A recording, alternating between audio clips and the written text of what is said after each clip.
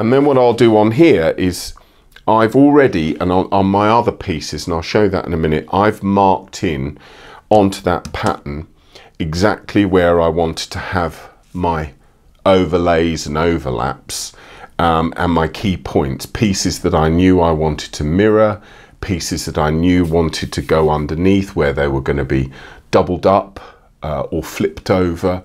And I've made a note of all of those elements on the other half of this pattern. So the first thing I've done is I've taken these and then I use, this is spray mount.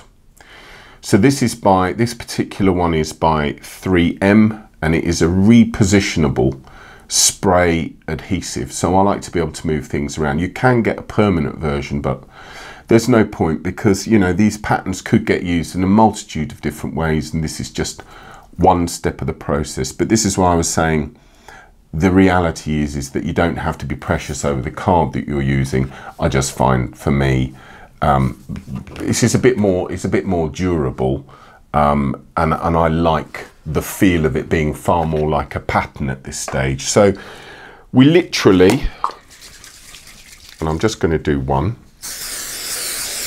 spray mount that on, and I wouldn't normally just spray mount straight onto the board because of course I've just sprayed it everywhere there. And then we need to think about the overlapping.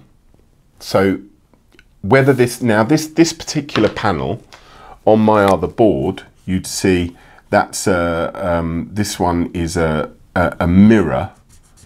So that one there would be flipped over.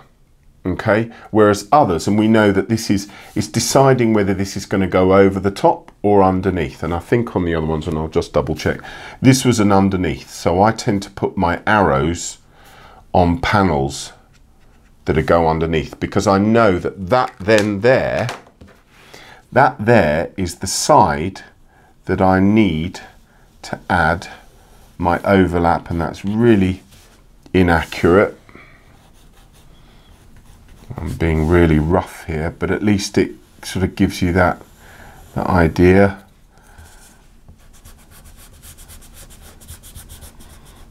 And you can tell I'm not precious about these things at this stage. You know, this is still so rough. It's important that you keep relaxed about things.